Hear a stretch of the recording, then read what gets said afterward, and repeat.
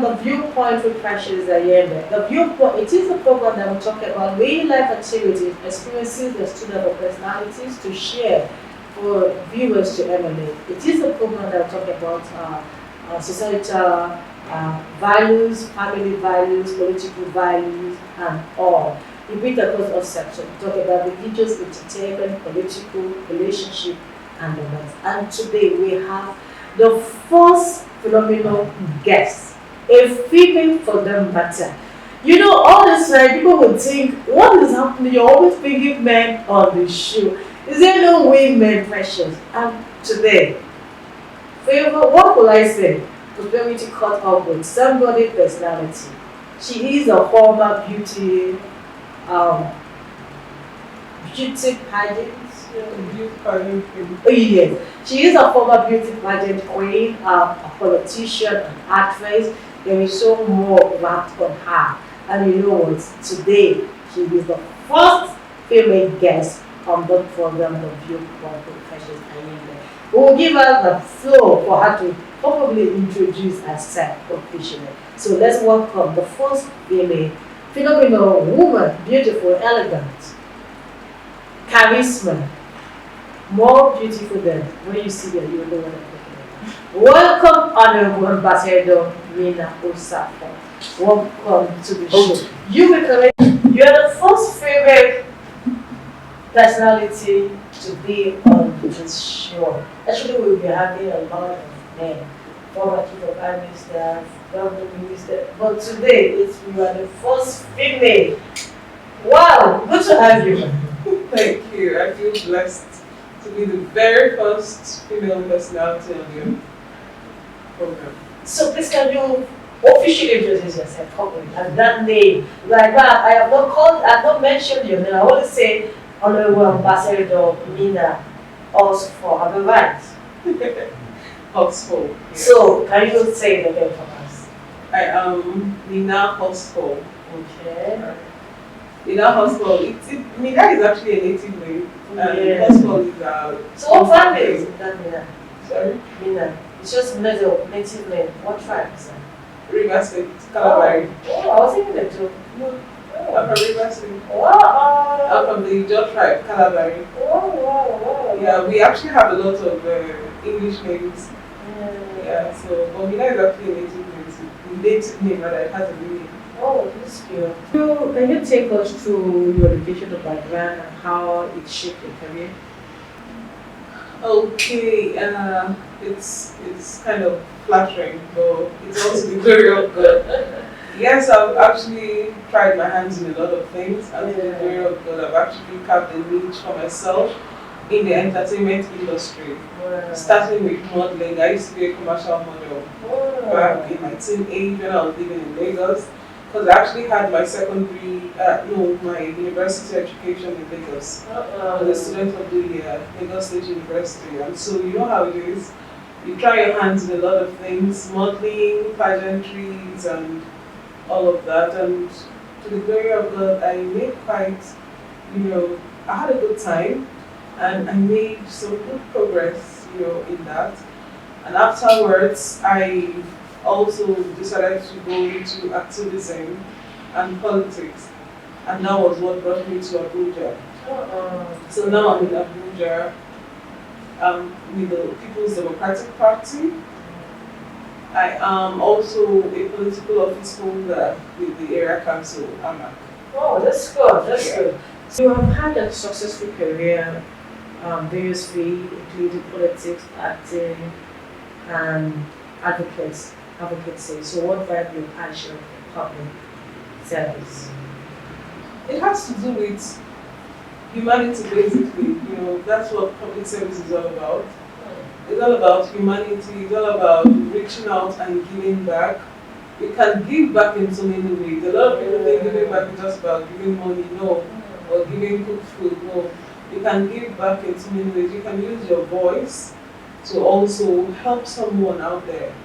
You can speak out for truth, for justice, you can educate people somehow. It depends on the field in particular that you have chosen, to use as a platform to reach out to people. And I chose the political angle. So why? Yeah, you know how it is. Unfortunately, we've not really had it good. We've not had it right. We've not, really had that good leadership and governance that is expected, of us. And this is 2025. Nigeria is actually one of the richest countries in the world. Nigeria is blessed, with numerous resources. And a lot of educated people, they are actually a blessed nation. But unfortunately, bad leadership has not really helped us be great. And then overseas, our reputation is kind of messed up. When you say you're Nigerian, I mean, it's almost embarrassing to even put out your passport there and all of that. So all of these things need to change. And the only way we can change that is by having the right people in leadership. Okay? Now, charity they say starts at home, and every work must start from home. Good governance must start from home. And the youths, you and I, are the ones that can actually put our voices out there to help, effect this change that we want. And if you don't do it now, then when? Then when? Time waits for no one. Yes, time waits for Yeah, and so I thought it wise to get involved. And the SARS, the end SARS protest that we had some years back. No, I wasn't, but that was more of an eye opener for me. Oh, and inspired me. Yeah, because then I got to understand that truly Nigerians are no longer, happy. Yeah, And they yearn for change. Change. Yeah, so it's about time we all get involved. Okay, as a politician, what do you believe are the most pressing issues facing your constituency? How do you plan to address? That's quite a challenging one. Amak is actually metropolitan, okay? You have a lot of non-indigens in Amak, and so my ward is actually the same ward. My constituency is the Amak Buhari, okay? So it's kind of tough because most times people think it's already developed, but no, we still have some rural areas in Amak that needs to, be seen, developed as well, and all of that. So it has a lot of options because Amak is actually the biggest local government. Amak is the biggest local government that we have in the FCT. It's also the richest. So that's there's just so much attention on Amak. Even the federal government, has interest in Amak. So it's a lot. It's a lot of work that we need to do. Even though we are still trying to make sure that they just let the grassroots politics be for the grassroots people. There's still so much interference in the grassroots politics, and especially Amak, because Amak is the metropolis. Yeah. So it is challenging actually. Okay, what was it like being a beauty queen, and how did that experience prepare you for the future? For a female, everything is a challenge, unfortunately for us in this part of the world. Marriage is a challenge, studies is a challenge, career is a challenge. It's not even just about politics, because even when you're in the banking sector and you have to grow to another level, it's still a lot of challenge. The male folks will not just let you be. I don't know why there's just this mentality that a woman is not supposed to grow, beyond or above a certain level in career. That a woman's place belongs in the kitchen, and no, it shouldn't be. We've grown past that stage. It was never supposed to be that way. After all, the first woman to drive a car was a woman. Is it a car or a plane or fly a plane in Nigeria? Oh my God. A fella's mom. Wasn't it? It's a car. A car, right? Okay. I read that, but I can't believe this now. So women are bold, women are strong and can do anything that they set their hearts to do. We can do it and do it even better if possible. The whole idea is Religion has a lot of role to play in that. Religion is a challenge. Uh, Societal stigmatization also is not helping. Husbands should encourage their wives, should support them financially and otherwise, go with them to the polls, support, be by your wife, pick up a phone for her, encourage her all the way. If the society sees that a man is supporting his wife, then they will respect her. But if you feel like you're being relegated, because your wife is in the house of reps, you feel like you've been relegated and all of it, then there's a problem. And the success of your wife is supposed to be your own success as well. So as a man, you need to support your daughter, support your wife. Buy a form for your daughter to go out there and protest. Support her campaign, finance it, and be all out there with her. And it's really going to encourage others to do the same. But when a woman does it alone, and even when, there's politics is dirty, unfortunately. There are always scandals, derogatory words, and all of that. All of that to kill her spirit. So it only takes a strong woman to be out there. But again, the grace of God and the supportive husband will always help a woman go far. Yeah, and so you want to go on a short break, all right, but we pick it up from where support your wife. That's when you support your wife, you're supporting yourself. Okay. When we come back, we'll pick it up from that question. Thank you so much. Thank you for going on a short break. This is the viewpoint for Precious.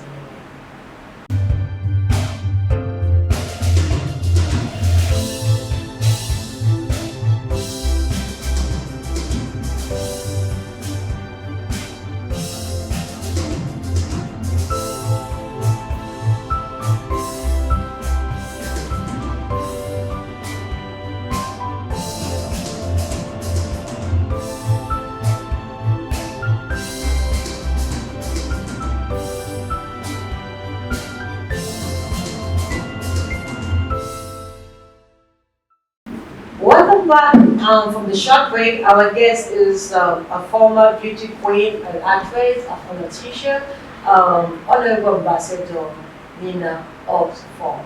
And it says something, men should support your women, and it's calling women to come into politics to help shape the country more on our own opinion. So we'll find out more.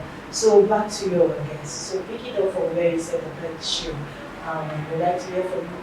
The men should support your wife so that they can be in politics. Yeah, that's what it should be, because you're the only one who can defend her, who can protect her, be her pillar, be her strength to succeed in politics. And her victory is your victory. Her victory should not intimidate you as a man. Her victory should be your victory. If you genuinely love your wife, then you'll be happy for her success. You will not kill her passion, you will not kill her dream, you will not kill her desire. And women actually make good leaders because we are more compassionate. As mothers, we are more compassionate. So if we have more women in governance, Nigeria will actually be a better place. Yeah, what was it like being a beauty queen, and how did that experience prepare you for the future? Wow, being a pageant queen was quite an interesting moment in my life. First of all, even preparing for a pageant is another moment. Then there's this anxiety and fear that comes with it. You know how it is, competition is never easy. But again, it prepares you for greater tasks in life. If you can scale through competing with a lot of other beautiful women, then you can scale through any other challenge in life. It's even more difficult than politics. That's the truth. Yeah, because politics is buy a form and all of that, but beauty pageant, you go through rigorous screenings with a lot of beautiful women who have, you see some of them are even more beautiful than you. Great body, and you're like, whoa, okay, should I go back? How should I give up? Then if you're able to scale through the screening processes, because it's more than one actually. You have the bikini, you have the evening gown, you have all of that different segment, and then you have the question and answer. That's where your intellectual capacity is tested as well. You scale through all of that, and you declare the winner. Aha! Then you know that you can conquer the world. You know. So, anyways, I actually started out with the Miss Niger Delta pageant in 2004, and I was the first. I was a runner-up. I was the second. This is first or second runner-up first. Yeah, and then I was named to the face of Niger Delta, and that kind of helped me. It built my confidence. Then I knew that okay, I was ready to conquer this world of pageantry. Because that was my first try in pageantry, yeah, in Port Harcourt. After that, I crowned a couple of queens, you know, during my tenure. Afterwards, I then put in for the most beautiful girl in Nigeria pageant. I didn't make that one at all. Yeah, so after that I went in for Miss Intercontinental Nigeria. I was the runner-up again. I was the third runner-up again in that one. And I won best traditional costume. Whoa, after that, I did the most beautiful girl in last room. I was the runner-up. Yeah, I was Madam Runner-up. After that, I still did not give up, and that is what life is about. Determination, they say, leads to success.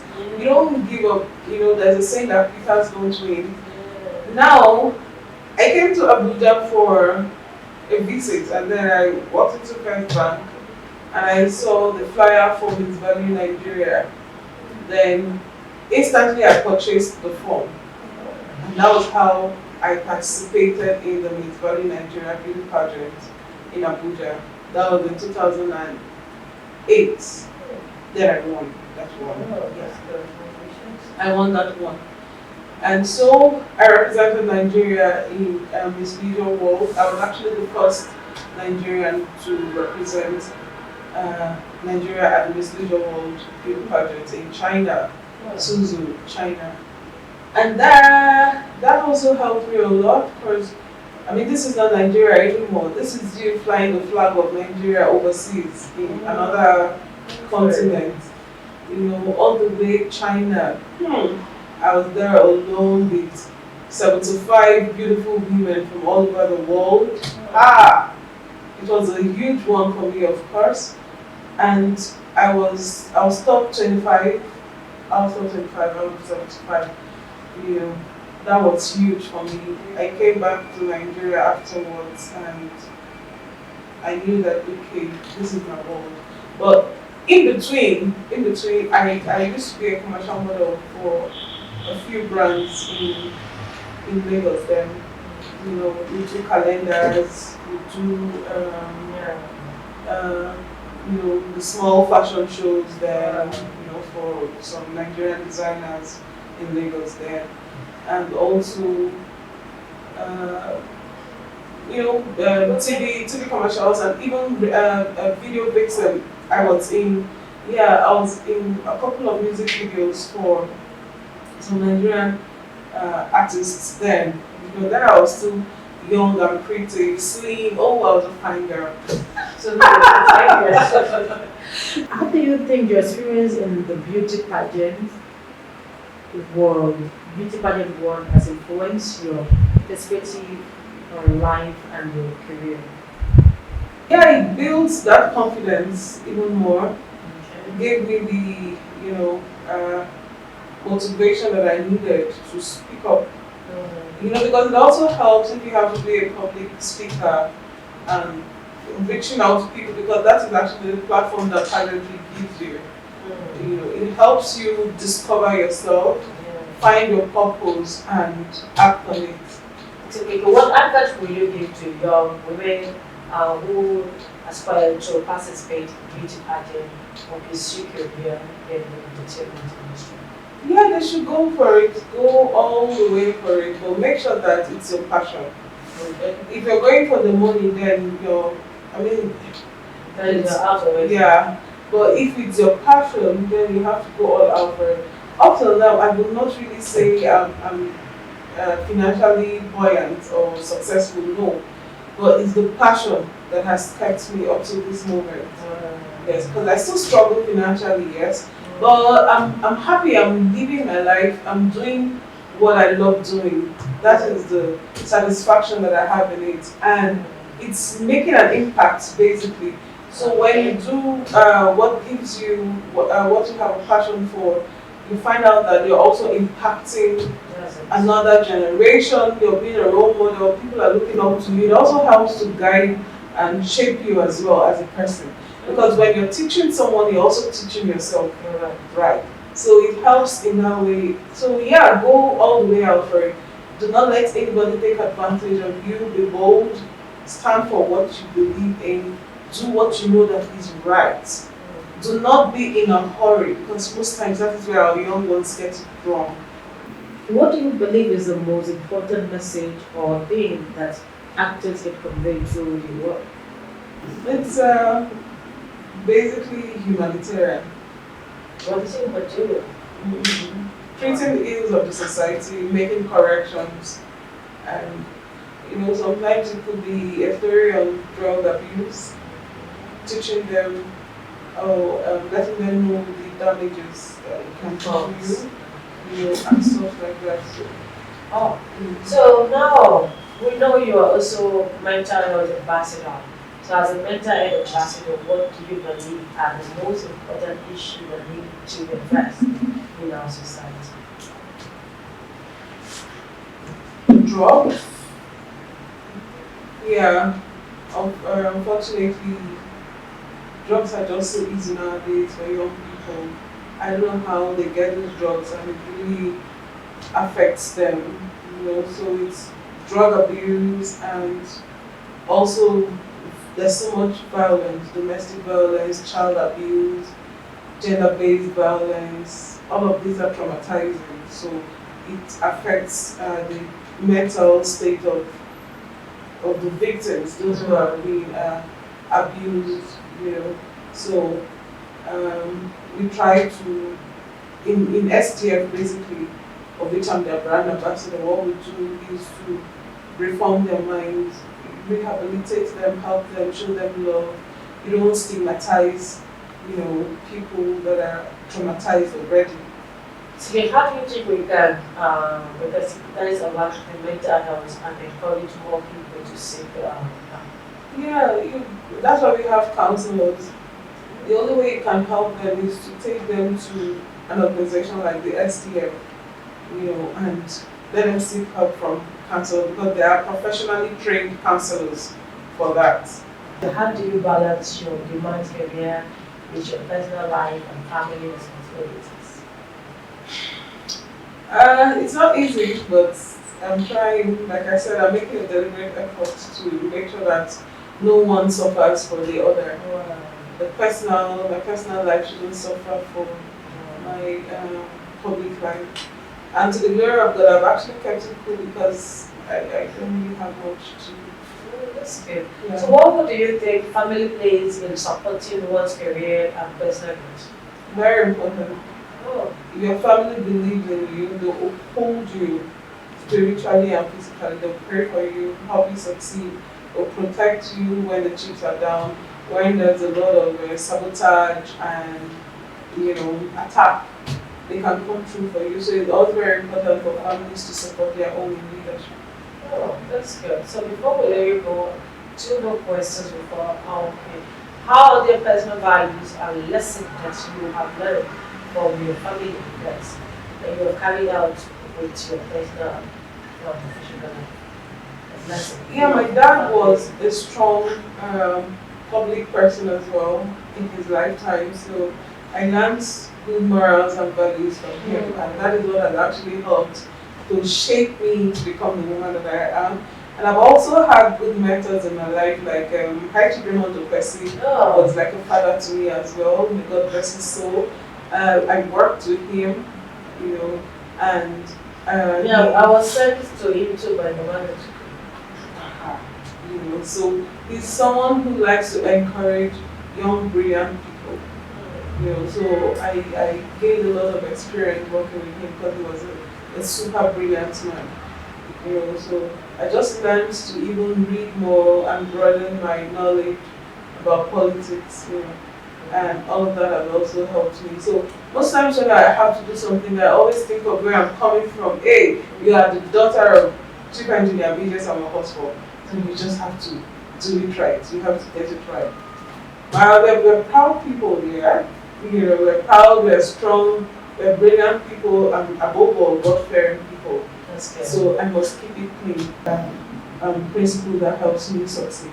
Well, that's good. Before we let you go, there's no how we will not ask you a question about PDP because you're from that. So what is happening with PDP? Is PDP really a party now? Still a party or something else? Well, PDP is still a political party and it's still the opposition party in Nigeria. Sure. So tell us. Well, yes, PDP is undergoing a lot of crises, a lot of damaging crises. Yes. The leadership is having it tough, very tough. We're not having it easy at all. There's a lot of fraction in the party,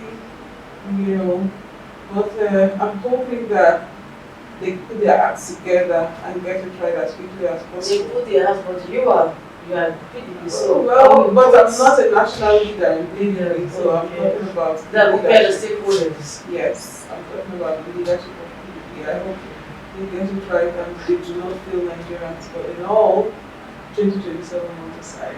So what's your final word to our fellow Nigerians have been watching us? To everyone, the elegant woman, the beauty queen.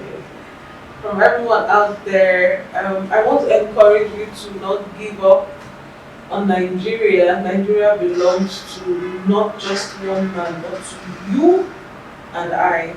And if we have to make a change, we have to do it together. And the time is now for us to get it right. That's all I can say. Just set your heart and do what you know is right. That's what I can say. Thank you so much for being part of this edition of the program, The Viewpoint.